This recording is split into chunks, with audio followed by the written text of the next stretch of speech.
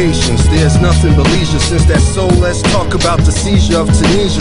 The people had their voices heard, rulings in their reach. They could change for the better and have freedom of speech. Change the way that non-believers think, the way they teach. The prime ministers replaced, the presidents impeached.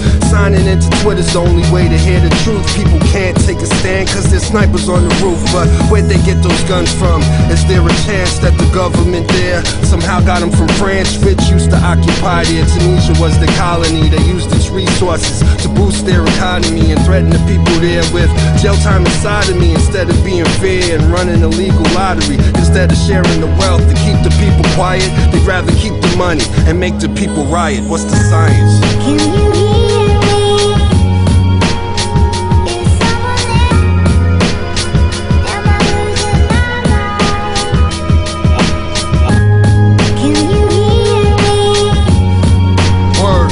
Is someone there? Yeah.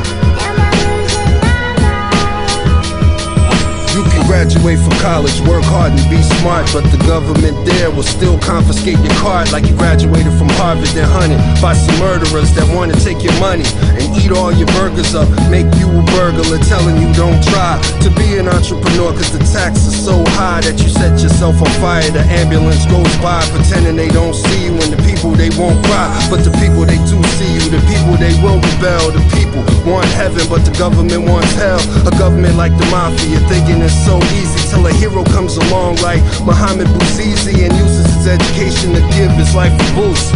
All he was selling was vegetables and juice, but the government doesn't really think that they can tax it. That's why the earth is spinning lopsided on its axis. Tragic. Can you hear me? Is someone there? Am I losing my mind? Can you hear me? Word. Is someone there? Yeah. Am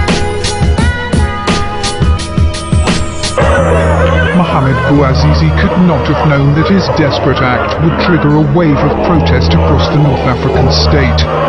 The graduate was forced to sell vegetables on the street to make a living, but police repeatedly confiscated his produce, saying he didn't have the proper permit.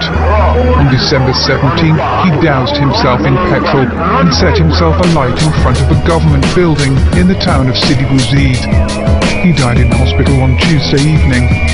Within days of his attempted suicide, unrest erupted across the country as people took to the streets in anti-government protests.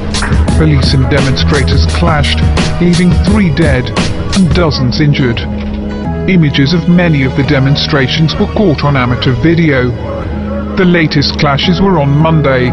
Security forces fired tear gas to disperse a march in the western town of Tella.